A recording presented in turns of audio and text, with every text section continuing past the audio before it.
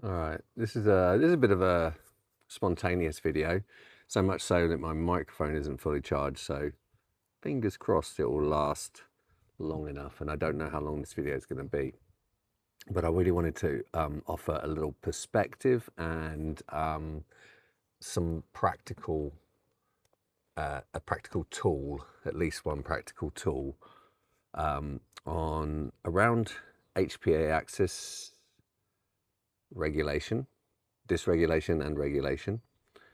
So a little perspective on HPA axis dysregulation, and then how to really understand that experientially.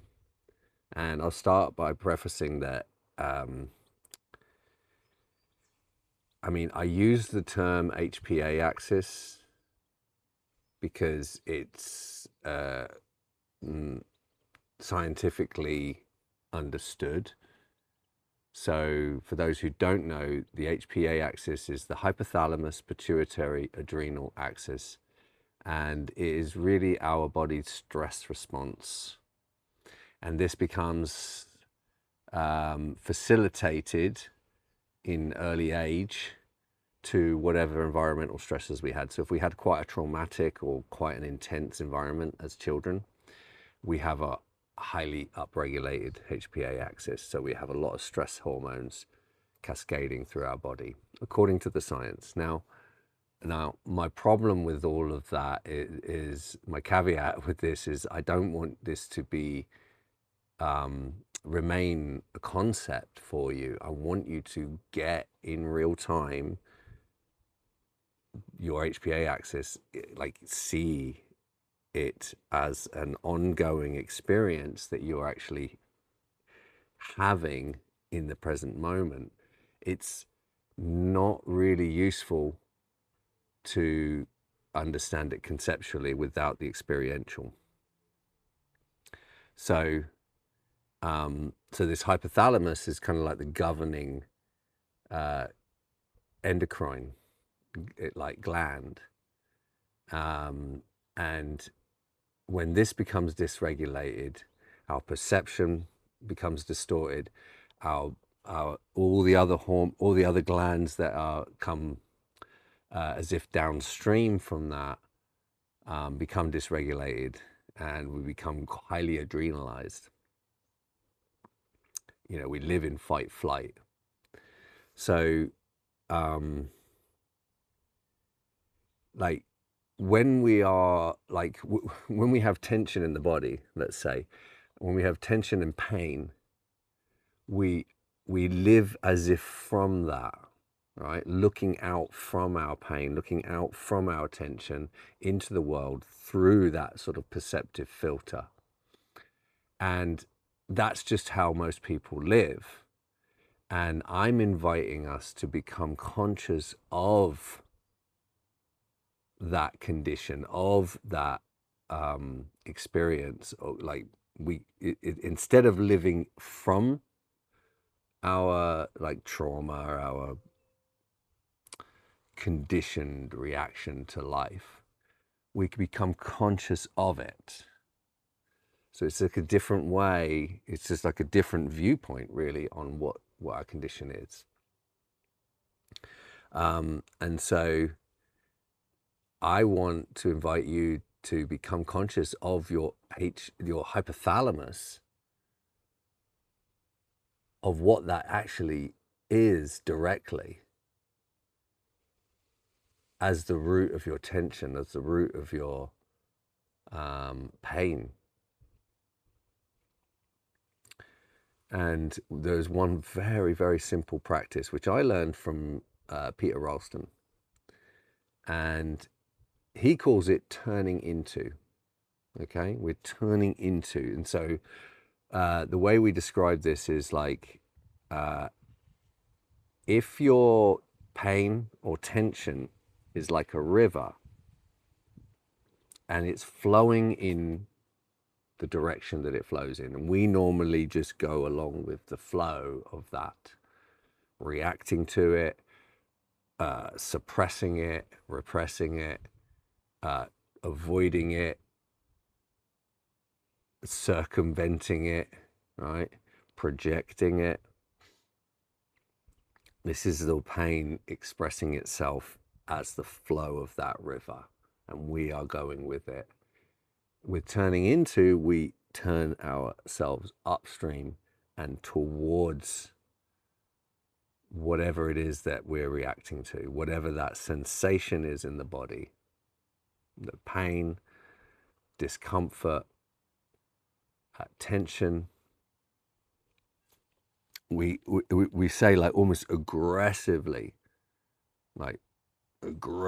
turning upstream and swimming against it, towards it. This does a number of things, okay? We're going to do it in a moment together. It changes our relationship to it, because no longer are we reacting to it, no longer are we being pushed along by it.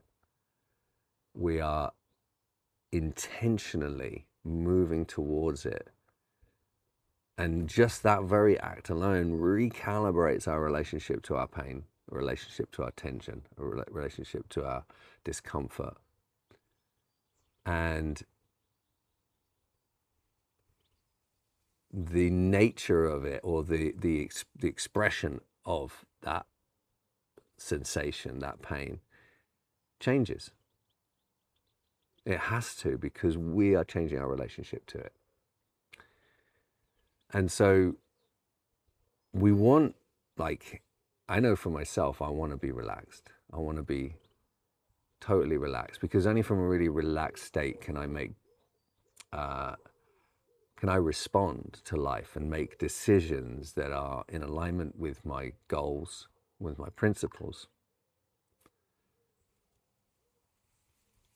If I'm just constantly reacting to my pain, then that's just going to be that I just stay the same. I stay the same, and I keep reacting to the same stuff over and over and over and over again. If we want to break that cycle, we need to be relaxed. And so changing our relationship to our pain, to our tension, is it's going to, like, becoming more conscious of what we're up to with all of that. That alone changes our relationship to it, and it starts to melt the tension. It starts to melt the pain. Most pain, you'll find through this process, most pain is actually conceptually derived. It's coming from our beliefs, our assumptions, our past, our traumas, which don't need to be, they don't need to be here. They don't need to be, it doesn't need to be the case, right? We are creating that conceptually. Now, if there's something physiological going on, then that too will change while you're putting your attention on it, but it's likely to come back once you put your attention on something else. Okay? If you stubbed your toe or slammed your hand in a door, putting your attention on that will change it. It won't be pain anymore in the same way, because we're not reacting to it. But the moment we do something else, it's going to come back, okay? Because there is something going on with the body. But you'll learn through this process that actually most of what we call pain and tension is something we're up to. Like, we don't recognize it, but we are up to something with our minds, creating that internally. And this process, and you know, don't expect it all to just happen all at once, although I invite you to create that possibility for yourself. But as a theme, generally, it's a process. We unfold, we take time each day to practice. And in that, we become better at it. We become more effective at it. We learn more, and it always is shifting and changing and growing and altering as we alter. And so we learn a lot of life skills about how to pivot and how to change and how to stay on the subject. And there's no relaxation of the body without relaxing the mind. And so this is where the hypothalamus comes in, is that as we start to try to relax our shoulders or our hips or our spine or wherever, our jaw, we begin to notice that when we ask the question, what is the root of this, or what am I up to here, or what is the emotion here, generally you'll see that all roads lead back to the mind. So we have to relax the mind. We have to relax the mind to relax the body. Now, you can come at it from the body or you can come at it from the mind, but both are one. And you can't relax fully the body without relaxing the mind, and you can't relax fully the mind without relaxing the body. So, what can we do about this? Let's practice together. Let's practice some turning into together. So, just take a moment to feel your whole body.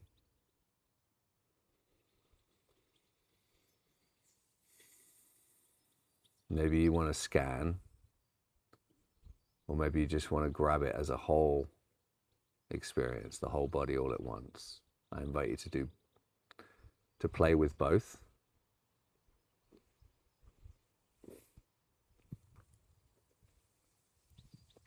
And start to include the space around the body. Space in front of the body, to the left, to the right, the space behind the body, the contact with the ground and the space under the ground, and the space above the head.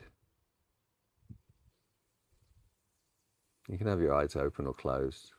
I invite you to play around with both.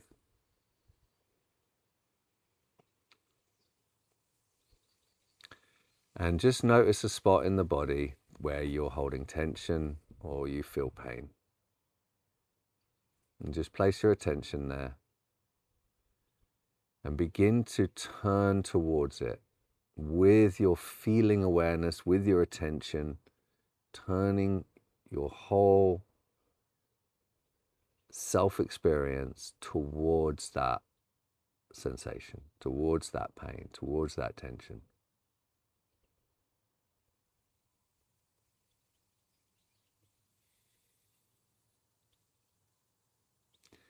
So I'm noticing some tension in my chest that's irradiating into my shoulders. And so I want to capture all of it.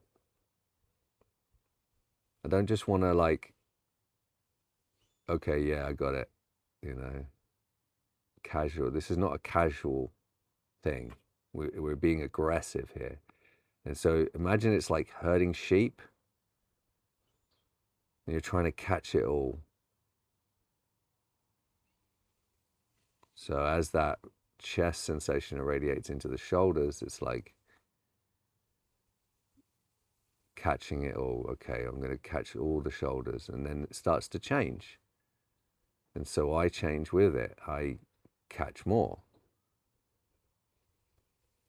So it's almost like we're going in two directions. We're going in towards the pain, and we're expanding out to see where else we need to include.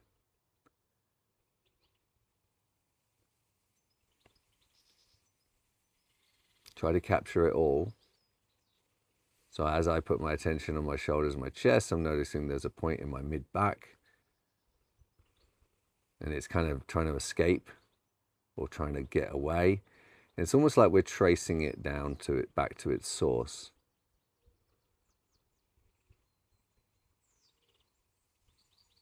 And as I notice that, like that sensation in my back, I'm noticing like in the center of my forehead, I'm like grimacing about that. So I'm including that. And I'm not doing anything about it. I'm just turning towards it. I'm not trying to fix it. I'm not trying to change it. Just turning towards it, turning into it. Capture it all. When it changes, you change. If it grows, you grow. If it moves, you move. But don't lose any part of it.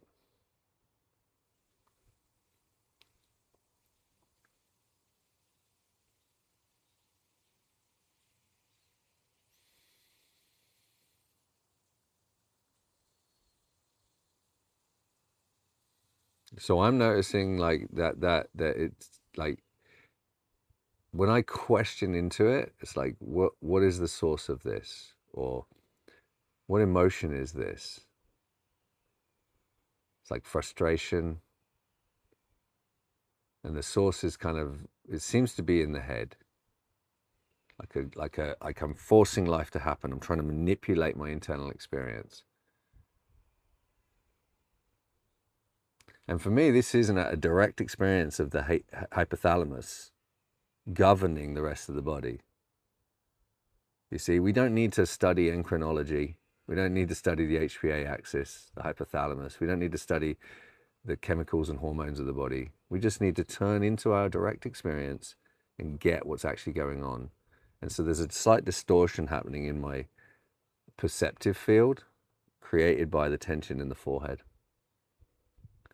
And I would assert that this is the hypothalamus directly, the direct experience of it. And we have a tendency when we study these things, and I've studied these things, that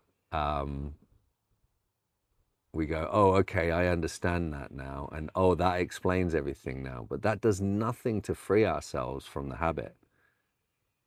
Understanding doesn't do anything. It just gives us a language to talk about it. And that is empowering in its own way. But, you know, many people stop there. And we don't want to do that here. We don't want to do that. We want to get it directly. Because when we get it directly, that's where we're empowered to make an effective change. The more you understand your condition, the more effective the solutions, the solutions to your condition become self-evident based on your depth of consciousness into the condition itself. And Einstein is said to have said something that really like encapsulates this. He said something along the lines, and I'm paraphrasing. If I had 1 hour to solve a problem that my life depended on, I would spend 55 minutes understanding the problem or figuring out the right question and 5 minutes on the solution. Because the solution does become self-evident. Like the more you understand the problem, you understand how you're contributing to that, what you're up to with that. And not doing that anymore becomes the only thing left to do. And the solution is it's not even, it just emerges out of the understanding. So turning into is a really, really powerful practice to incorporate into your everyday life. You know, you could just make it your meditation practice, just turning into your experience and just watch tension melt away and depth of consciousness grow. I hope that's helpful to you today. Like in this work, we're really always after a direct experience. This is what I want you to take away from this. Concepts are great for language. They're great for pointing our attention in a certain direction. But really, the leap that we have to make is a direct consciousness of the matter. And when we talk about hypothalamus and HPA Axis dysregulation, we need to make the leap of seeing directly in present moment the activity that we call hypothalamus and the consequences of that activity on the body and on the stress, on our stress response. So with that, I'm going to leave you. Thank you very much for watching. I know it's a long video, but I hope it's helpful and I hope it makes a difference in your life.